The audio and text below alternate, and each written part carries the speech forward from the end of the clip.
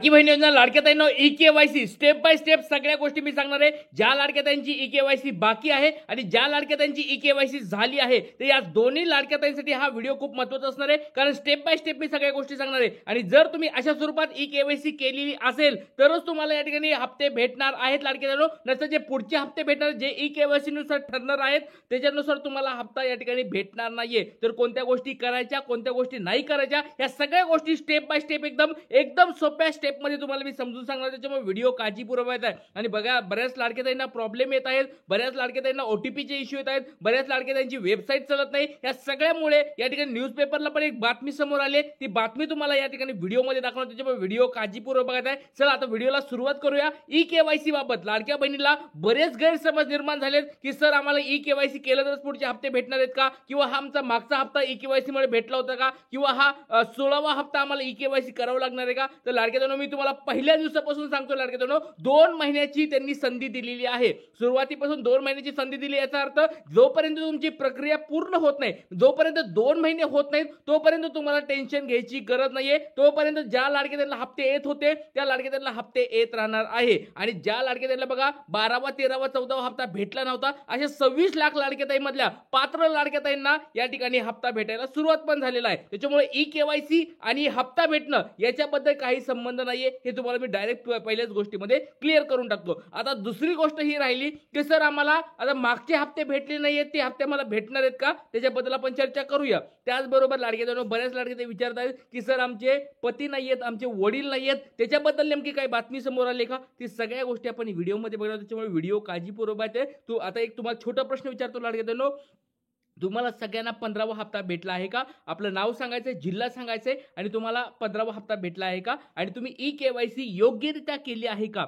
बरोबर केलेली आहे का? बऱ्याच लाडक्या त्यांचे कमेंट्स येत आहेत की सर आमची ई-केवायसी करताना थोड्या चुका झालेल्या आहेत. तर त्याच्याबद्दल नेमकं काय काय ते, आणि त्यांना एडिटचं ऑप्शन वगैरे भेटणार आहे का, त्यांना परत ई-केवायसी करता येणार आहे का, या सगळ्या गोष्टी आपण व्हिडिओमध्ये बनवणार. त्याच्यामुळे व्हिडिओ काळजीपूर्वक आहे. चला वेळ बघायला तर व्हिडिओला सुरुवात करूया. आणि तुम्हाला या ठिकाणी सक्सेसचा मेसेज आला होता का हे पण मला कमेंट बॉक्समध्ये सांगायचं आहे. चला तर सुरुवात करूया आजच्या व्हिडिओला.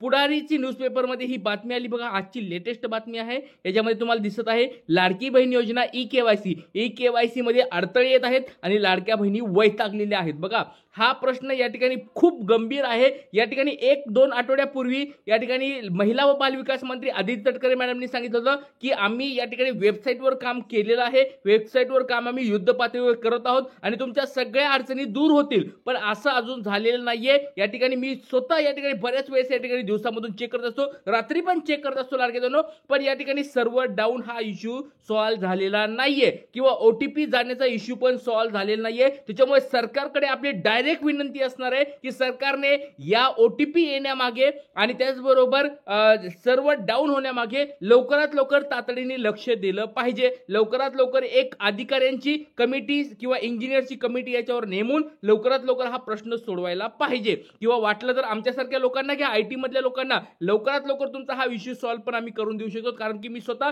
या ठिकाणी सॉफ्टवेअर इंजिनियर आहे, त्याच्यामुळे मला हे सगळ्या गोष्टी माहिती आहे. त्याच्यामुळे लाडक्या ताईंच्या वतीला लाडक्या ताईंना मी या ठिकाणी मागणी करत आहे की लवकरात लवकर हा इश्यू सॉल्व्ह व्हावा, म्हणजे लाडक्या ताईंचा लाडक्या बहिणींचा या ठिकाणी प्रॉब्लेम सॉल्व्ह होईल. तर आता बघा, वेळ न वाया घालता व्हिडिओला सुरुवात करूया. मी तुम्हाला अगोदर स्टेप बाय स्टेप माहिती सांगतो. ज्या लाडक्या ताईंची अजून ई-केवायसी झाली नाहीये त्याच्याबद्दल मी तुम्हाला आधी माहिती सांगतो, आणि ज्या लाडक्या ताईंची ई-केवायसी झालेली आहे त्यांनी पण ह्या गोष्टी चेक करायच्या आहेत की तुम्ही अशा स्वरूपात या ठिकाणी ई-केवायसी केलेली आहे का. कारण की बऱ्याच लाडक्या ताईंचा प्रॉब्लेम काय होतोय बघा, बऱ्याच लाडक्या ताईंचा प्रॉब्लेम हा होतोय की त्यांनी कुठून तरी ई-केवायसी करून घेतलेली असते आणि चुकीची माहिती या ठिकाणी भरलेली असते. तर सगळ्यात पहिली गोष्ट लाडक्या ताईंनो, एक गोष्ट लक्षात ठेवा, हा पहिली स्टेप आहे ती म्हणजे लाडकी बहीण .महाराष्ट्र.gov.in ही गव्हर्नमेंटची वेबसाईट तुम्हाला आधी चेक करायची आहे.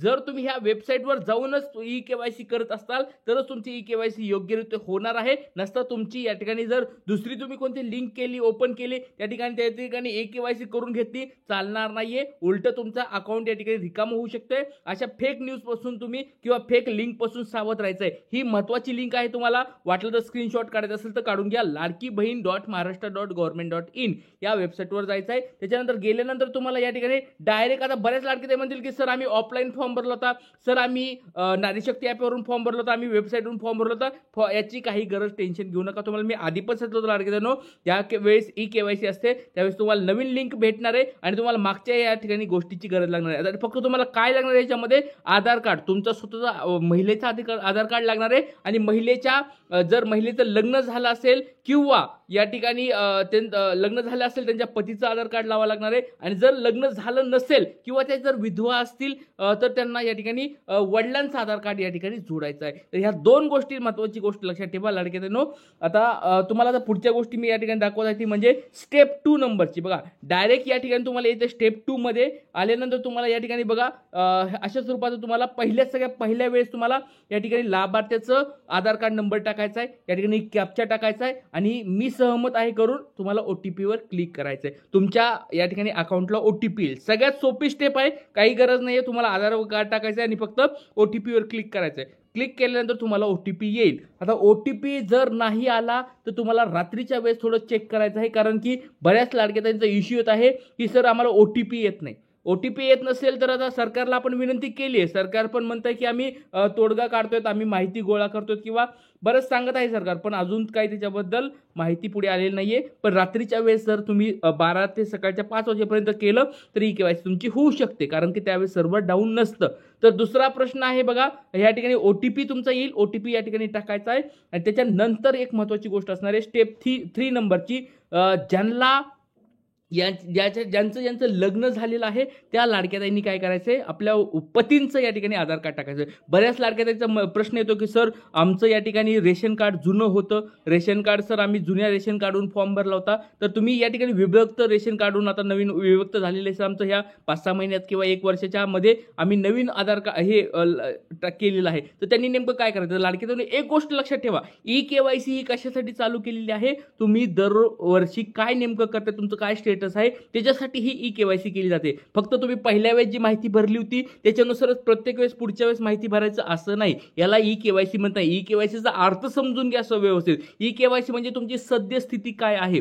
जर तुमचं लग्न झालेलं असेल तर तुम्हाला तुमच्या पतीचंच आधार कार्ड या ठिकाणी टाकावं लागणार आहे, ही गोष्ट लक्षात घ्या. कारण GR मध्ये स्पष्ट शब्द सांगितलेला आहे की जर एक एक्झाम्पल घ्या, यांनी स्वतः आधी तटकरी मॅडम यांनी पण सांगितलेलं आहे की बाबा KYC आम्ही का करतो. एखादी लाडकीताई या ठिकाणी मृत पावली असेल, त्या एखाद्या 2-3 महिन्यापूर्वी मृत पावली असेल आणि तिचं अकाउंट जर चालू राहत असेल तर त्या ठिकाणी ते बंद व्हायला पाहिजे, कारण की लाडकी बहीण आता मृत पावलेली आहे. त्याचं या ठिकाणी त्याची मृत पावण्यासाठीच ही KYC प्रत्येक वर्षी केली जात आहे. त्याच्यामुळे KYC जर केली तर त्या ठिकाणी ते समजणार आहे की तुम्ही नेमकं तुमचं आता काय स्थिती. बऱ्याच लाडकीताई म्हणत असतील की सर माझं 65 वय, आधी 64 वय होतं, आता 65 झालंय, मग त्या लाडकीताईने KYC केली तर ऑटोमॅटिक त्या बाहेर पडणार. याचा अर्थ KYC समजून घ्या लाडकीताईंनो, तुमची सद्यस्थिती काय आहे. त्याच्यामुळे तुमचं जर लग्न झालं असेल तर पतीचं या ठिकाणी जोडायचं आहे आणि जर लग्न झालेलं नसेल तर वडिलाचं जोडायचं आहे. आणि जर तुम्ही विधवा असाल किंवा घटस्फोटीत असाल किंवा काही असेल तर तुम्हाला किंवा सेपरेट राहत असाल तर तुम्हाला तुमच्या वडिलांचं आधार कार्ड जोडायचं आहे या दुसऱ्या स्टेपमध्ये. त्याच्यामुळे इथं वडिलांचं आधार कार्ड, पतीचं आधार कार्ड टाकायचं आहे आणि कॅप्चा वगैरे भरून या ठिकाणी मी सहमत आहे वर क्लिक करून सबमिट करायचं आहे. या ठिकाणी तुमच्या वडिलाचा टाकला असेल तर वडिलाच्या मोबाईल नंबरवर पासवर्ड जाईल किंवा जर पतीचं टाकलं असेल तर पतीच्या मोबाईल नंबरवर हा पासवर्ड तुम्हाला OTP जाणार आहे. आता बऱ्याच लाडक्याताईंना हा खूप महत्त्वाचा बघा लाडक्याताईंना आता व्हिडिओ खूप महत्त्वाचा असणार आहे. या ठिकाणी सगळ्या लाडक्याताईंनी चुका केलेल्या आहेत, बऱ्याच लाडक्याताईंची या ठिकाणी चुका झालेल्या आहेत. त्याच्यामुळे हा जो स्टेप आहे, ही जी स्टेप आहे ती व्यवस्थित सगळ्यांनी बघायची आहे लाडक्याताईंनो. तर या स्टेपमध्ये तुम्हाला सगळ्याला दिसतंय वडिलांचं पतीचं नाव या ठिकाणी दिसतंय, नंतर जात प्रवर्ग तुम्हाला दिसत आहे. तर या ठिकाणी बघा, या ठिकाणी तुम्हाला होय करायचं आहे. हा जी पहिली स्टेप आहे या ठिकाणी तुम्हाला होय करायचं आहे. बघा बऱ्याच लाडक्याताईंनी इथं जर होय केलं नसेल आणि दुसऱ्या स्टेपमध्ये काय आहे बघा, या ठिकाणी पण होय करायचं आहे. माझ्या घरामध्ये आम्ही एकच अविवाहित आणि एक अविवाहित आहे, या ठिकाणी पण होय करायचं आहे. पहिल्या या दोन्ही ठिकाणी होय होय करायचं आहे. आता बऱ्याच लाडक्याताई म्हणतील की सर होय नाही केलं आम्ही, जर चुकलंय तर लाडक्याताईंनी जर होय नसेल केलं तर डायरेक्ट तुमचा लाभ बंद होणार आहे, कारण की ह्या 2 अटी या ठिकाणी पात्रतेमध्ये टाकलेल्या आहेत. कारण की लक्षात घ्या लाडक्याताईंनो, लाडकी बहीण योजनेमध्ये पात्रता काय होती लक्षात घ्या, ज्यांच्या घरामध्ये लाडक्या बहिणीची संख्या एक अशी आहे, विवाहित एक आणि अविवाहित एक, त्यांनाच लाभ भेटणार. त्याच्यामुळे होय असणारं खूप गरजेचं आहे. जरी या ठिकाणी एका ठिकाणी जरी नाही केलेलं असेल, डायरेक्ट सरकारला समजणार आहे की बाबा यांच्या घरामध्ये एक तर एक सरकारी नोकरदार कोणतरी आहे किंवा यांच्या घरामध्ये 2 पेक्षा जास्त लाडक्या बहिणी आहेत. त्याच्यामुळे दोन्ही ठिकाणी होय होय असणं गरजेचं आहे. कोणी कोणी होय होय केलंय पटपट सर्वांनी कमेंट बॉक्समध्ये सांगायचं आहे. तर या लाडक्या इथंच थांबूया. जय हिंद, जय महाराष्ट्र, जय शिवराय, श्री गुरुदेव.